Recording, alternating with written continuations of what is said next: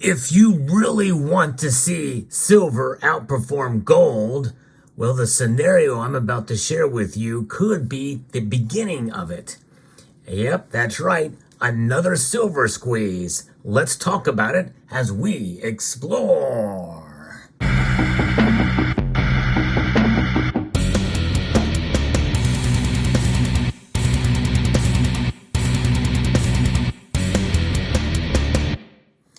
I love to look at situations like this, real events happening on the ground that have happened before, actually, that could actually lead to maybe better days in the world of the silver markets. And this is just an anecdotal example in one nation, but it is a trend that has happened before, which had some unintended consequences in part in conjunction with what we've seen in the past on an intentional basis. And follow me here. I'm going to be talking about what's going on in Egypt as citizens try to protect their savings. Yes, there's been a crisis in Egypt, as we've seen in other places around the world. Turkey is a prime example of this. And who knows, we may see this follow in other nations as well, too.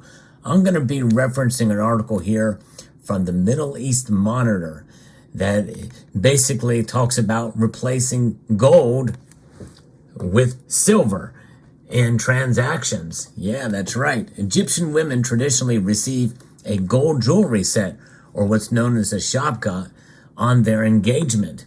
However, Reuters is reporting that as surging prices and a weakening currency have driven up demand for the precious metal, some are getting silver instead. According to one salesman at a Cairo store, silver is the new gold. That's right. This is something that we've seen before in India. I've reported on that when it occurred at the time. A lot of demand. In fact, so much so that it exhausted much of the holdings in the London Bullion Market Association, and the COMEX suffered as well. A lot of silver being used not only for industrial purposes, but also to replace gold because gold was so expensive, especially over the past couple of months and years here. And that's not going away anytime soon. As I report, the gold to silver ratio is just under 90 to 1, and it was trading well above that in last week. And we very well may see that as being a new normal. The high gold to silver ratio is something that is probably going to be with us for a while. We're talking 80 to 1, and maybe a little bit more than that as a norm rather than the exception as we continue to follow things closely with these markets. But nonetheless, that could narrow dramatically if we see this thing happen en masse. Now, I'm somewhat dubious and skeptical, and I'll tell you some of the reasons why. There's hints of it already, but the article continues here. The trend is a measure of an economic crisis in which inflation has been running up more than 30%, and the central bank has allowed the currency to weaken 50% against the dollar. More devaluation expected. In fact, that leads to something else that's happening across Egypt. Dollar madness. That's right. They are hungry for dollars in Egypt because our currency at an inflation rate of 3.3% year over year is obviously much more stable than what they have. Hence the analogy of the dollar being the cleanest of the dirty shirts in the laundry pile. Dollar madness happening in Egypt. In the year to the 30th of January, the price of a gram of 21 karat gold rose more than 120% to 3,875 Egyptian pounds. That equates to $126 a gram. It's massive. Data from the Federation of Egyptian Chambers of Commerce showed demand for gold coins and bars surged nearly 58% from 2022 to 2023, according to the World Gold Council's annual report. Iman Mahmoud, a 51-year-old mother of three, said she had to opt for silver when buying jewelry for a friend's new baby.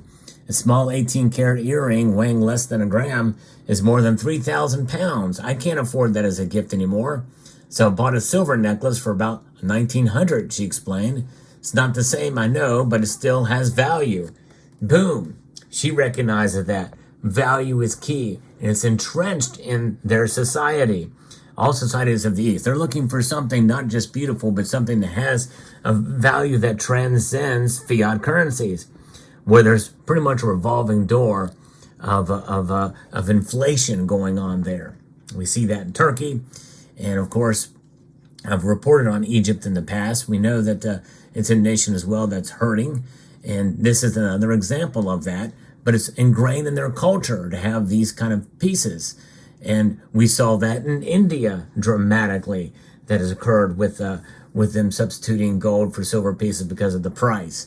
And so this thing could ramp up yet again as that gold to silver ratio widens, and silver's prices are pretty low, which makes it a no-brainer. Because you still have the store of value, at least to some extent, and that's going to only bolster, I think, support for silver if we see this continue, even in Egypt. But if we see it in India as well, and I think we're going to see it continue, at least to some degree in India, even with some of the tariffs and the taxes that they have on some of the fasteners and the like. The price of 1 gram of silver more than doubled in a year, but at about 47 Egyptian pounds, it remains far cheaper than gold. Now let that sink in too. This is an unintentional silver squeeze happening in Egypt. Their price, you think about $126 per gram for gold, that's a very high price for sure. Much higher than the spot price, no question. And for the price of silver to double in more than a year is crazy to think about. Yeah. So these other countries around the world that have great demand for these metals, they're already seeing a separation of the paper price from the spot price. And that separation is the true price discovery for the metal in those regions. Store of value, silver is. For us here in the West, not so much, right? When you look at inflation, it really essentially has become, a laughing stock to some. But nonetheless, when you look at the grand scheme of things in terms of the markets, well, we know that gold and silver indeed are a stable store of value and of wealth. And the Egyptians know that, which is why there is that separation from the physical markets, from the paper markets. Pretty amazing. This is an eye-opening story, indeed. Now, Remy Zaran, an 18-year-old high school student who wants to work in the silver business like his uncle, bought silver bullion for 31 pounds per gram a little over a half a year ago. My money would get me only 10 grams of gold, he pointed out. Think about that. A little over a half a year ago, 6 months ago, 31 pounds per gram. And now it's going for 47 pounds per gram. Amazing. Tell me these people didn't do very well in silver. I would say yes. Did very, very well indeed. Crazy to think about. Wow. What an eye-opening thing this is. Those who can have thought or sought safety in foreign currency or property, but the black market rate to buy dollars jumped as high as 71 Egyptian pounds last month against an official rate of 30.85. It has dipped below 60 pounds in recent days amid hopes of a more international monetary fund financing the UAE investment in a country where some 60% of the 105 million population is estimated to be below or close to the poverty line. Few can afford to invest in high-end property where sales have been booming. And yes, and that's really one of the major things to realize in terms of that, is that the majority of the population, even though they are poor or in the poverty level, well, they seek to be able to provide some sort of stable monetary support. And what better way than precious metals? And in a crisis like this, they have proven themselves. Even silver has proven itself here as really essentially a metal that is seen as such, as a stable store of value, as precious, a metal that is precious. I tell you what, that is pretty eye-opening, and it's pretty amazing to see how much it's gone up during that time. That means that silver in a crisis is proving itself right here in Egypt, as it's doubled in price. and gold out of reach, silver still in reach, even though it's gone up. This is essentially an unintentional silver squeeze, and driven by gold, but also the dollar as well too, I think. And so it's fascinating to see how this is playing out and what kind of effect this is going to have there. If this thing continues in Egypt and in other countries, well, it's not going to take long for it to have a ripple effect back here. In fact, there's many people in the comment section of my videos that say, hey, I'd much rather have silver because it just is so much cheaper. And where it's priced now, it's a no-brainer. But of course, everybody's different. It depends on how much silver you have in your portfolio and how much gold you don't have, I think can drive some of that too. I still believe gold is probably the most stable store of value between the two metals, but both of them serve their purpose very well. If you enjoyed content like this, I hope you will press that like button down below and share this video.